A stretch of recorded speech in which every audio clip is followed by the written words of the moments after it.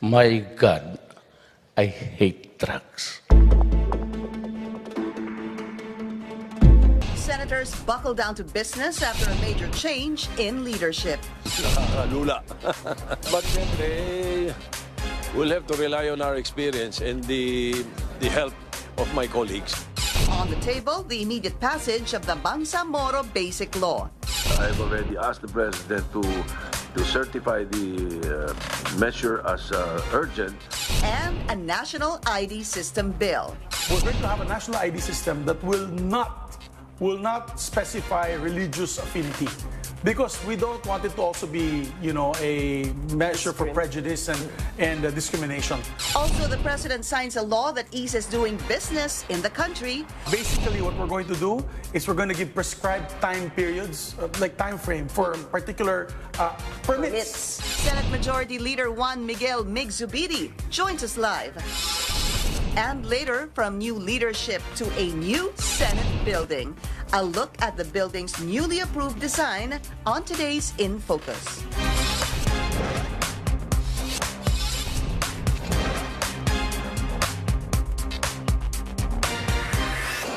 Thank you for joining us. I'm Pinky Webb.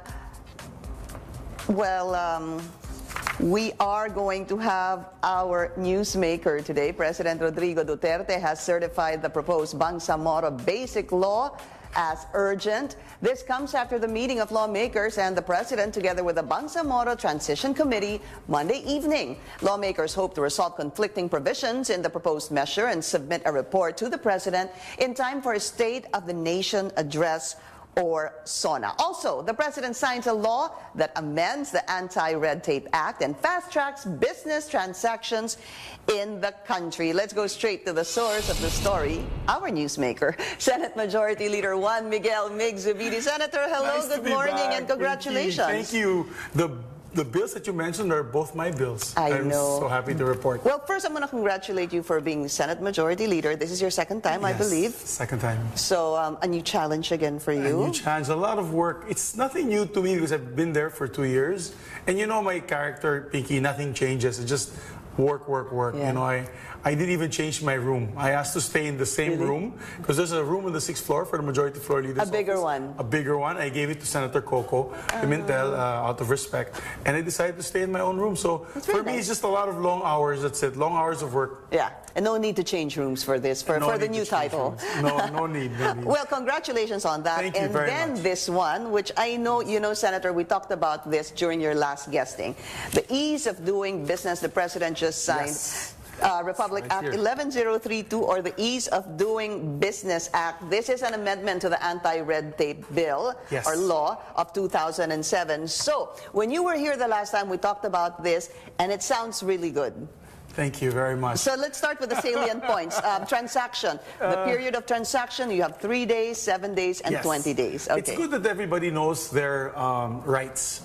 We passed this law to answer about all the problems of red tape, which was not able to be solved by the old Anti-Red Tape Act. We have an Anti-Red Tape law, but it was just a slap in the wrist. The penalties for the violations were just suspensions. Civil service was supposed to track it, but even civil service admitted to us that they lack the manpower, they lack the people to do it. So we had to craft a new law. And when I resigned in 2011, I went to work in business. I got into business. I got into all sorts of problems, and I mentioned that in my last meeting here with you. Delays of 6 months for certain permits. Meron pa nga isa, 1 year and a half, Pinky, para mabigay yung aming certification. It's a government agency that I will not mention anymore. I think I bang them too much in other shows, but with this law, they have no choice. Under this law, para malaman ng taong bayan, under this law, tayong lahat. yung local government units, transactions sa local government units, it's 3 days for simple transactions, and the maximum of 7 days for more complex transactions, where maybe if it's a building permit where the engineering department of the local government unit has to visit, but they only have 7 working days, that's maximum.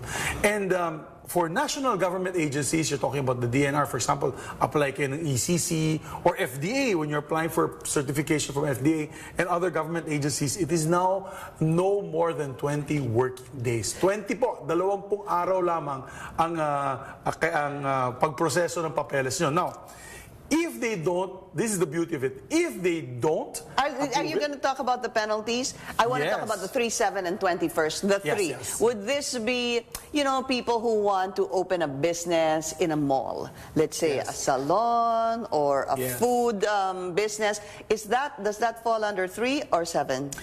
Well, if you're applying to the local government unit, yes. 3 and 7. 3 for simple transactions and 7 for more complex transactions. Pero ito yun, ang kagandahan nito, Pinky, is that it is deemed approved after the prescribed time.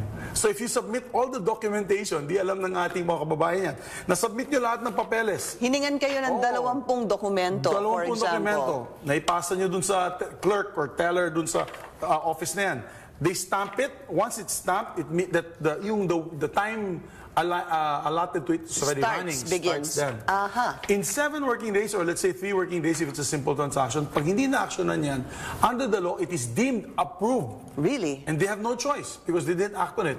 Because they have a period also within the 3 working days or the 7 working days where they can ask for more documents, ganon? They can't ask for more documents. Ito yung kagandahan nito. Kung ano nakalista sa kanilang tanggapan, which is the Citizens Charter, it's called the Citizens Charter, under the law, they must have that. Without that, it's a violation of the law. So, if they say 1 to 20 documents, yan po lamang ang pwede nila mahingi. Under the law, one of the violations is, if they ask you for more documents, kasi yan ang style ng so mga... they can't ask you for... para tumagal. Para under the table, para mapabilis yung transaction mo. Kasi kung hindi mo bibigyan, sasabihin, ay, kulang pa ito, balik ka ulit bukas. Pagbalik mo, ay, kulang ito, wala na naman itong mga... But it's not in the list, di ba? Wala sa listahan. So, bawal na yan na yun. So, first and foremost, pag pumunta po kayo sa LGU, meron ka na dapat, hingin mo na yung listahan, Senator. Yes. For example, yung 20 documents needed, could for be 5, example. could be 20, whatever the list is. Whatever the LGU requires. Yes. And then once you submit the, let's say 20, let's stick to 20, you give it to whoever, pag stinampan yan, the time begins. But when they stamp it, they need to browse through the 20 documents. Will they tell you, sir, na at sandali lang ha, bumalik ka bukas kasi pag-aaralan pa namin ng engineering department, ng health department, ng sanitary. Baka naman may ganun, sir. Alam mo, violation din po yan, yung delay na yan. Once the documents are already in place, pag hindi nila tinanggap yan at sasabihin pa nila sa iyo, naku, pag-aralan pa namin Papag-aralan namin. Bawal yan. Ito pwedeng magagawa ng ating mga kababayan. Sa violations nakalagay dyan, very clear, isa sa mga violations yan. Now, the nice thing about this is, we have now created an anti-red tape authority. Right. The ARTA. Right. Itong anti-red tape authority, under the office of the President yan. The President very excited, kahapon kausap namin siya, mag-a-appoint daw siya ng isang baka ex-military. Basta sabi niya, diretso, yung walang taint of corruption. Kasi under the authority, doon kayo magsusumbong, magkakaroon ng hotline. Pag hotline nyo dyan, moto proprio, yung anti-red tape authority, i-investigate yung agency na yan, whether it's local government or national government. You know, I guess that's really important because one of the promises of the President during his SONA, was it the first or the second? Sinabi niya, all the SONAs, he hates anti-red tape. Ayaw niya nung pinatatagal yung mga tao kapag he always uses Davao as an example. Pag may nag-complain sa kanya, tinatanggal daw niya yung head of office pag medyo may taint of corruption or tinatagal yung mga papeles. So, ang kagandahan pa nito, Tia, I'll show you. Pinky, sorry, Pinky. Pinky, is the penalties. Only 2-strike policy. There's a 2-strike policy. So, pag nagawa ng isang government agent yung violations, and there are several violations listed here, kinumpleto na namin para walang lusutan. They right away will be suspended. First offense, it is administrative liability with 6 months suspension. Yes. Sinong isususpend, sir? Yung tumatanggap? Yung tumatanggap ng papeles. Even up to the signing authority. Pwede up to the signing authority. So, they will be suspended for 6 months? Yes. So let's say yung mayor mo pipirma, hindi siya pumirma, pwede siya mo-suspend for 6 months. Ito kagandahan. Second offense, it's a perpetual disqualification from holding public office, dismissal from service, imprisonment from 1 to 6 years. Ito yung wala dati. Now at least you put the fear of God into this to government bureaucrats. They will have to be careful. Kailangan mapabilis nila yung mga proseso ng dokumento. Okay, so ulitin natin yan. There's a two-strike policy, rather. The first offense is, well, 6 months. Okay, papaano sila, how do you describe, papaano sila magkakaroon ng offense? Papaano ang offense? Well, the Pag offense is hindi a nila- violation. There's a list of violations. Pag naipasok sila doon sa list of violations, for example, marami mga government, local government units, mag-a-apply ka, ayaw lang nila sa mukha mo dahil masungit ka, dahil antipatiko ang dating mo, wala, bumalik ka na lang. Bawal yun. O mukha kang ano? O, Baka hindi ka mukhang seryoso sa... Oo. So, hindi magandang pananamit let's say, mo. nakachinelas ka lang, di ba? Hindi ka tinanggap sa kanilang tanggapan. Bawal yun.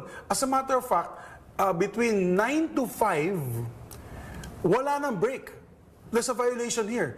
Kung hindi mo tinanggap yung kanilang request ng application within the 9 to 5, 9 a.m. to 5 a.m., even during the lunch break, it's a violation. So bawal na rin mag-lunch. Hindi pwedeng nakasulat dun sa ano, Lunch break. on lunch break. On lunch, Ganon. Bawal yun. Bawal yun. Wow, okay. This is a game changer. Yeah. It seems This like is a it. game You know, changer. I have to tell you that I know somebody very close to me who will not name, na ganun din ang naging problema sa isang city na nag-a-apply siya ng permit. Siguro mga 5 beses siya pinabalik-balik, and it was just him, so ako Bawal kasi yun. wala akong, I'm not familiar with this, paano. Pero alam ko, sino bang unang pinupuntahan sa LGU, sir? If you're, let's say, for example, you're an MSME, in the MSME sector, yan yung mga karinderya, Right. small restaurants, mga small franchises for, let's say, potato corner and all that. You'll have to go get business permit, and then you'll have a business permit, then you'll have a occupancy permit if you rent from the mall, and then you have to have an inspection, then they'll give you a permit to operate. So ito lahat ay maliliit na transactions within that franchisee or that local MSME with the local government. Sa lahat kay LGU yon. O kay LGU yan. Unless pag malaki ka ng kumpanya, let's say you're a Lance Gokongwei or you're a Kevin Tan and you want to put up a big factory or a big plant, that will fall into 20 working days kasi national government agency and you'll request for an ECC. Paano yung mga retail, for example, sir? Retail or salons? That will still fall under these simple 3 to and 7. complex transactions. 3 to 7 lang yan. Okay, and then also important, sir, is that part of your bill is that there has to be a basic application form for all LGUs? We are going to standardize all application forms. Kasi let's say you're a franchisee, you want to open in Makati, then you want to open in Quezon City. Iba-iba yung forms yung pinapakita. So the DTI now, together with the DILG, will come up with the basic standard form. One form for every LGU. You'll already be able to memorize how to answer and fill this up. Whichever city you're in. Whichever city you're in. Whether you're in a Pari or in Tawi-Tawi, you have the same form. The nice thing also about this is we're putting up a central business portal. The DICT is in charge of putting up the central business portal wherein lahat na ng TIN number mo nandyan, yung BIR documents mo nandyan, let's say yung SEC papers mo nandyan. So you don't have to carry all this volume. Di ba? Hindi mo na hawak-hawak yan pag-apply mo. Nandyan na yan sa Central Business Portal. The DTI will give you a parang TIN number then for the DTI. It's your Central Business, sort of like a Central Business Portal number. Yan yung identification number mo. So when you apply, let's say, to a national government agency or local government, pwede nilang ipasok yan sa kanilang website. May website yung national government dyan. You can get all the documents there. It's considered, it's considered certified true copies na. You know what? It sounds too good to be true, sir, to be honest with you. We at least come up with the best piece of legislation. It's the implementation. Yan ang pag-uusapan natin after the break because we do know we have a lot of great laws. However, sometimes it is in the implementation. The problem you said with the Anti-Red Tape Act of 2007 is that they lack manpower. Now, here's the question. Can they use the same excuse as lack of manpower for the new Ease of Doing Business Act? We'll have the senator answer that after the break. This is The Source on CNN Philippines. Still to come, senators are also set to discuss its resolution to review the Supreme Court's decision on the co-warranto case of former Chief Justice Maria Lourdes Sereno. Senator Mig Zubiri will still be with us after the break.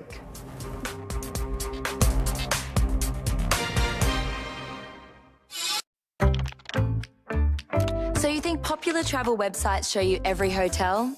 Well, they don't. Actually, you could be missing out. Different websites show you different... Well, that's No, the I mean DTIs, to- but I'll give that one to you. No, But I we're mean gonna sa give up. tao. Yeah. Because that's their Bible. That's like their Exactly. right. You know, if they say, hindi pwede, ay hindi, bawal yan. Ang Bawal ganda. yan.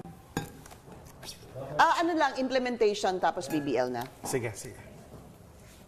And also discussing sa fire, we put a special provision on the Bureau of Fire because they're the #1 pet peeve of all businessmen. Ganun ba? Sige, sige, sige. Kasi iba pa yun sa local government permits yung Bureau of Fire. And that's every establishment, whether big or small. Yeah. We put a special section for them. It's here in the page 18.